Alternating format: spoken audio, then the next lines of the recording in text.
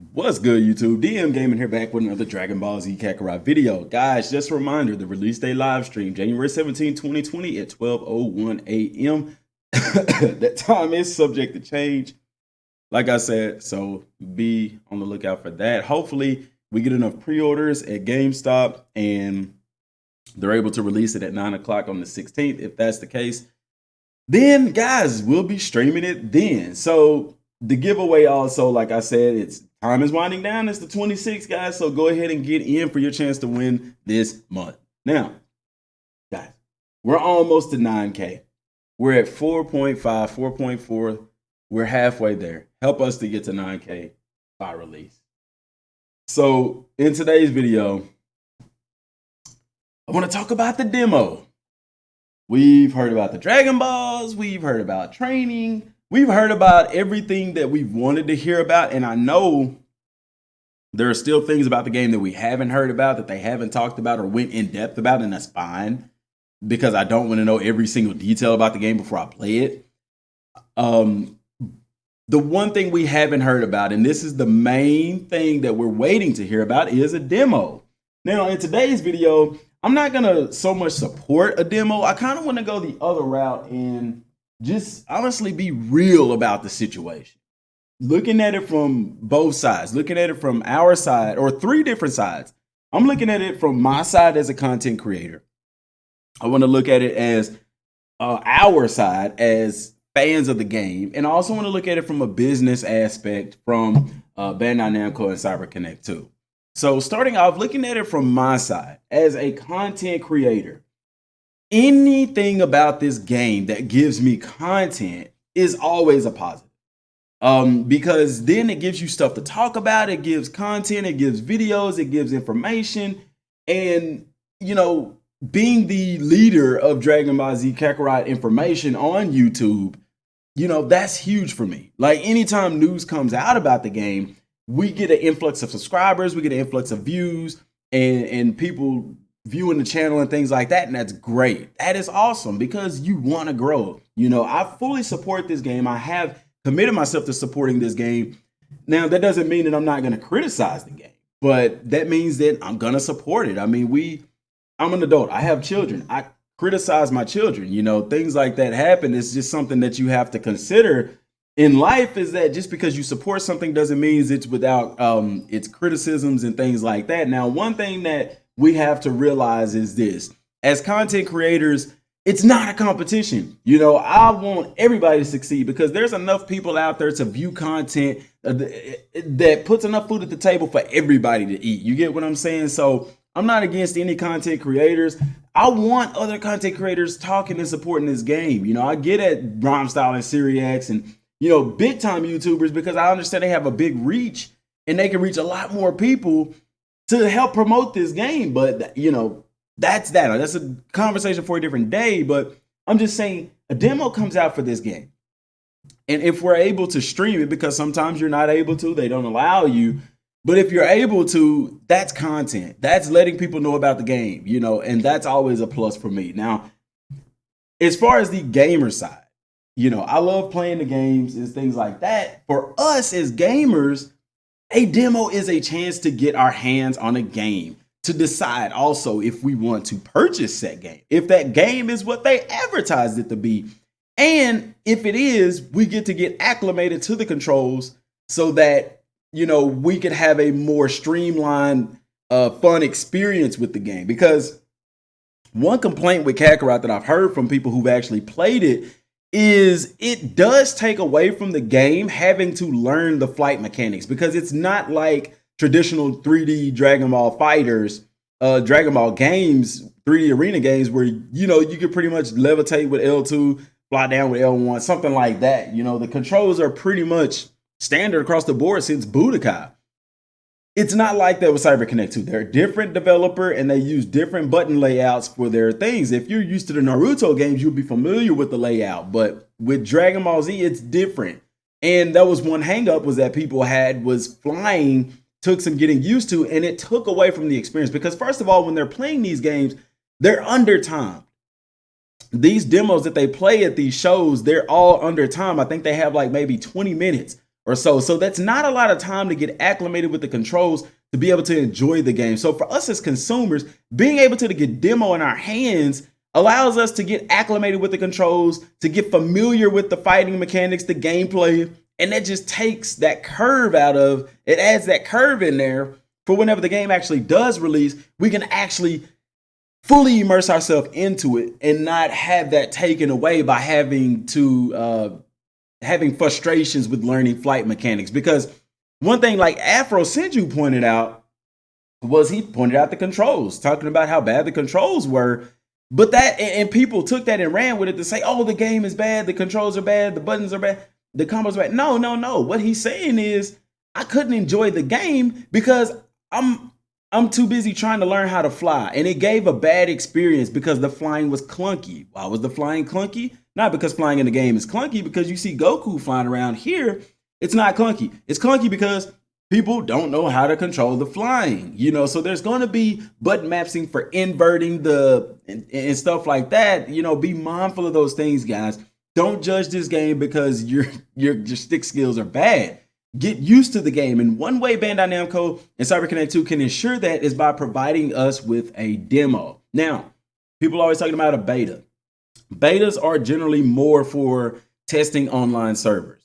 You don't generally see a beta for a single player game. Now, they do have them, don't get me wrong. It just depends on your version of what you consider a beta. The difference in a beta and a demo is a beta is the beta build of the game. Therefore, they're still working on it and looking for feedback. A demo is more or less a finished product. There may be some tweaks here and there to be made. There may be some bugs here and there that need to be fixed. But all in all, a demo is more or less a finished product. They're just putting it in the hands of the consumer. So we have to ask ourselves, what do we want? Do you want a beta or do you want a demo? Because if you get a beta, you're getting a product that's not finished. So it's going to be bugs, it's going to be clunky, it's going to be glitches and things like that in the game.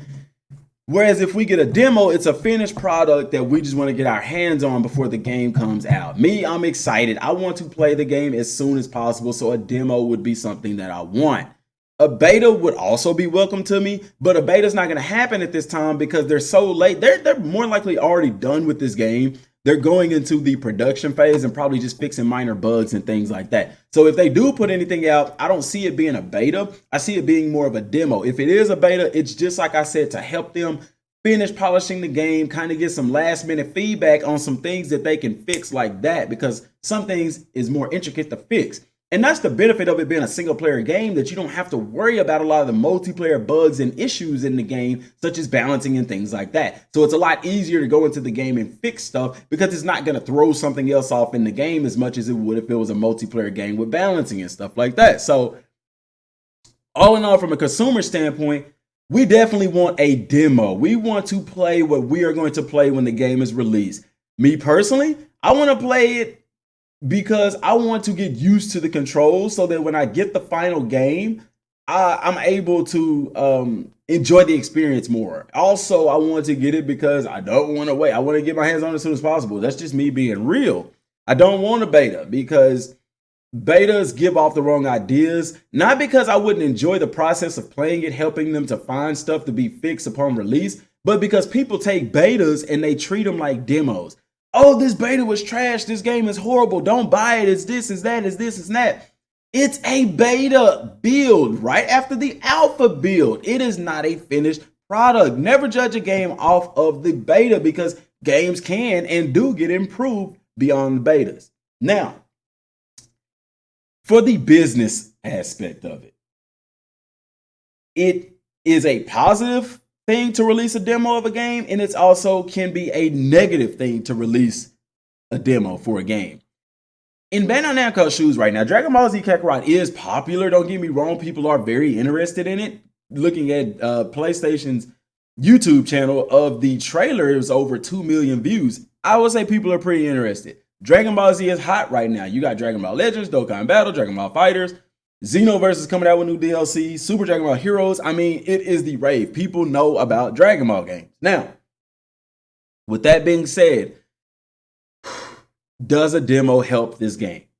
Right now, I would say it does. There are people who are still on the fence about this game who just want a demo to play it to see if this is what they really want. If your game is what I believe that it is, put out a demo and get those people won over. However, if the game isn't all that it is shaped up to be, a demo will ruin that experience and you will lose customers. So there's pros and cons to it. You want to put out a demo to get the game in the hands of more people to say, we have something awesome here.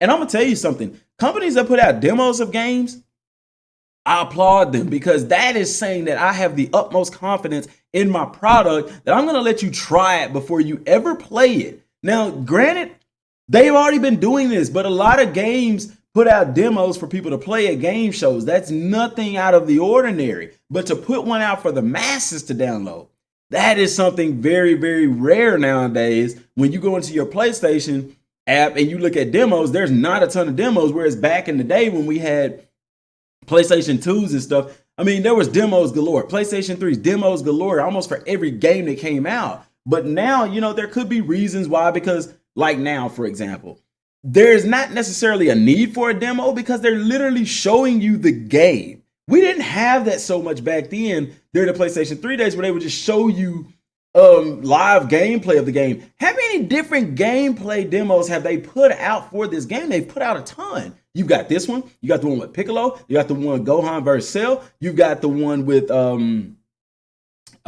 got the there's one I'm forgetting, Vegeta, and in the Bad Man shirt, and then also Vegeta versus Fat Boo. The next one we're gonna get is gonna be more than likely Goku versus Kid Buu. Like, guys, they are literally showing you the game. They're saying, look at what we have. Now, I want the demo so that I can get my hands on it, guys. Games do feel different when you have them in your hands, actually controlling things. You see what I'm saying? So from a business aspect, it behooves them. It helps them to put out a demo if their product is solid. And in this situation, I would say a demo is more than, it will only help them if the game is as solid as I believe that it is, because then you get those people who are on the fence. Now, what it hurts is if the product fails, then you risk losing people. Now, there is a lot of money that goes into putting out demos. And with us being this close to release, is a demo possible? Yeah, generally demos will drop maybe 3-4 weeks. If we were to get a demo, it would definitely be next month. It's not going to be this month, just a couple of days left in the month. I would say maybe around Christmas time is when a demo could drop. That would be perfect from a business aspect, because you're going to have people getting an influx of new PlayStations and Xboxes and things like that. And they're going to want to have games to play. They're going to go to the store to look at games to play. And if they could get a demo for Dragon Ball Z Kakarot, wow, what is this game? It comes out next month. Hey, I'll take that Christmas money I just got and I'm going to spend it on Dragon Ball Z Kakarot. That is an opportune time. It also keeps your game relevant with the release of all of these holiday games like Call of Duty and all the sales and Black Fridays and things like that. So it is in their best interest to put out a demo for the game. Now, will they do it? Well, looking at Bandai Namco's track record, they didn't do so much demos. They did more betas. They did a beta for Dragon Ball Z Fighters. They also did a demo, though. It was a demo version. It even said demo for Dragon Ball Z Fighters. They did betas for both Xenoverses. And, you know, I believe, you know, they did it for the Naruto games. There's demos for those, which sometimes demos come out after games release. Just to give people sort of a free trial to the game. But with it being a single player game, you know, they've been putting out demos. There was a demo for Asura's Wrath. There was a demo for the Naruto game. So it's very likely that there will be a demo for this game as well. But it's also possible that it may not be, because remember, the game was pushed back. So they may be in crunch time trying to get this game ready for production or release. So let me know what y'all think down in the comment section down below, guys. I know everybody wants a demo, but realistically, do you see a demo happening, and what are the pros and cons to that? Guys, that's all I have for right now. Appreciate y'all for watching. Till next time, peace.